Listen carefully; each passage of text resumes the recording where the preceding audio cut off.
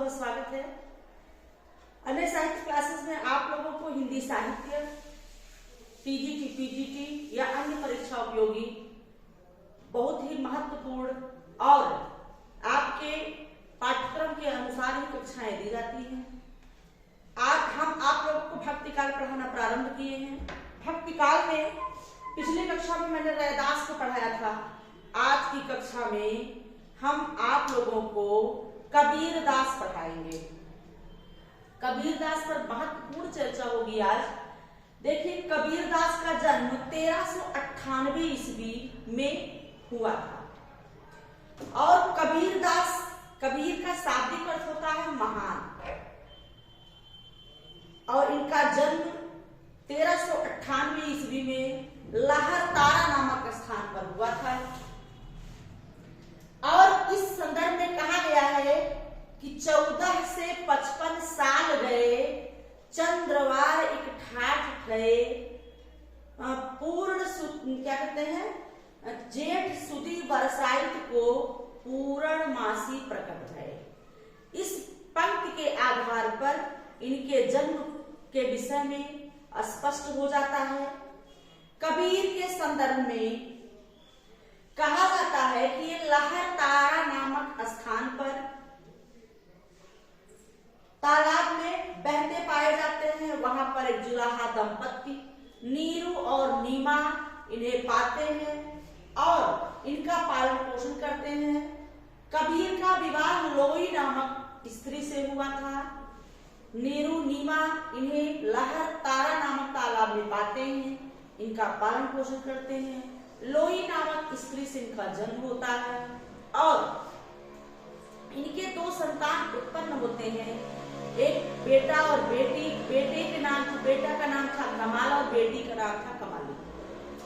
इस प्रकार से कबीरदास के गुरु का नाम था रामानंद और रामानंद के विषय में चेतन दास के पारिजात प्रसंग और मोहसित फामी के दबिस्तान में नामक ग्रंथ से स्पष्ट होता है कि कबीर के गुरु रामानंद ही थे। बनारस की सीढ़ियों पर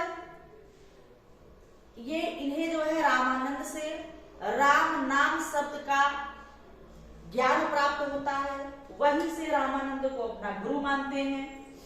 और मुस्लिमों के अनुसार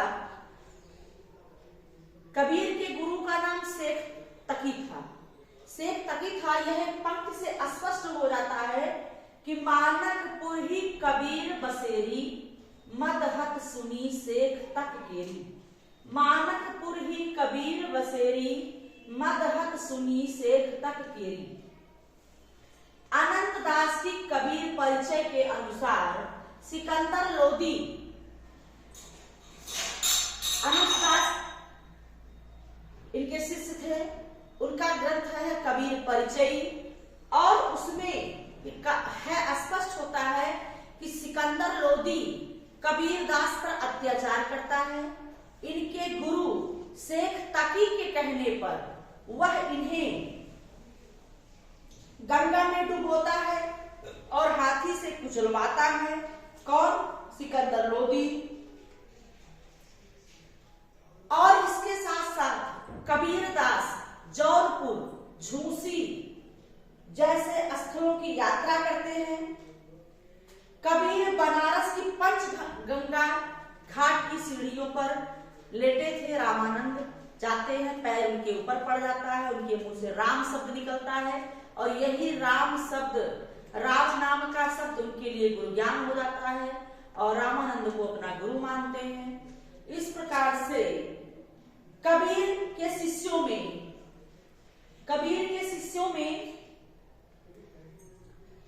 इनके शिष्य धर्मदास थे, जो कि कबीरदास की गद्दी को 20 साल गद्दी पर उन्होंने संभाली। कबीरदास की गद्दी को 20 साल। और इनके शिष्यों में अन्य हैं बघेला राजा वीर सिंह, बिजली खां, धर्मदास, सूरत गोपाल, जग्गूदास, भगवान दास। और ये उस समय ये प्रचलन था कि अगर मगहर में कोई मरता है तो वो नर्क जाता है, अगर कोई काशी में मरता है स्वर्ग जाता है।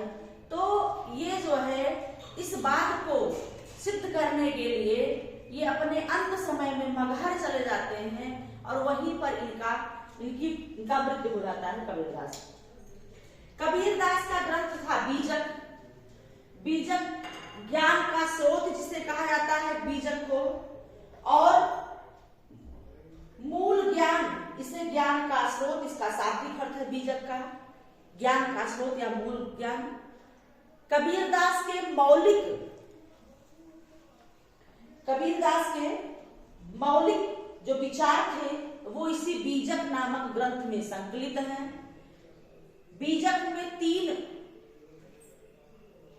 में जो है 3 खंड हैं, साखी, सबद और रामायणी। साखी माने होता है साक्षी, साखी का शाब्दिक अर्थ होता है। सबद का होता है शब्द, और रामायणी का शाब्दिक अर्थ होता है रमण करना।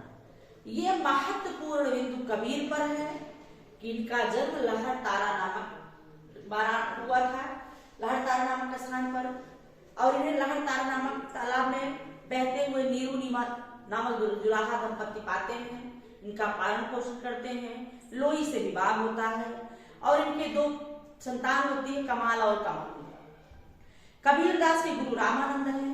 रामानंद के विषय में कहा जाता है, स्पष्ट होता है कि चेतन दास के प्रसन्न पारिजात और मोहसिन फामी के दबिस्तान से यह स्पष्ट होता है कि कबीर के गुरु का नाम रामानंद था।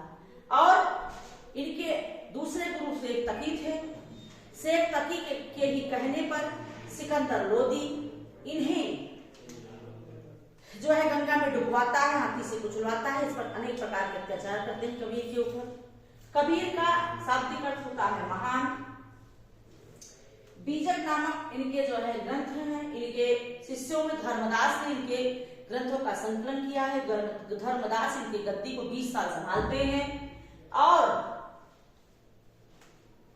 इस प्रकार से ये कबीर पर महत्वपूर्ण चर्चा, जिसमें कि चेतन दास की प्रसन्न पारिजात,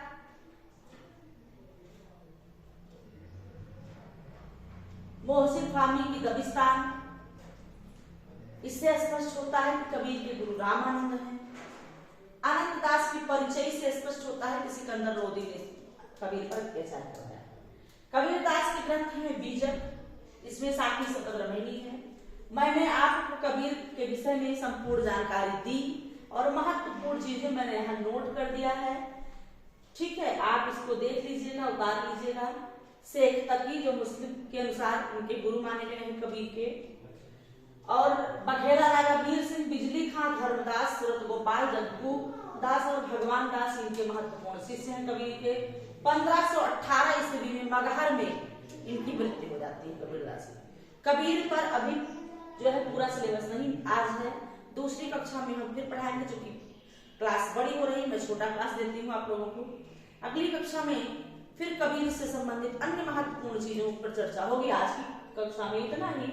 आप लोग जो है मेरे चैनल को लाइक, सब्सक्राइब और शेयर करना ना भूलें। लगातार आप हमारे चैनल से जुड़े रहें। आप लोगों को ऐसे ही आपको जो है पाठ्यक्रम के अनुसार आपको वीडियो मिलती रहेंगी, कक्षाएं मिलती रहेंगी। तो आज इतना ही, फिर आगे मिलेंगे। धन्यवाद।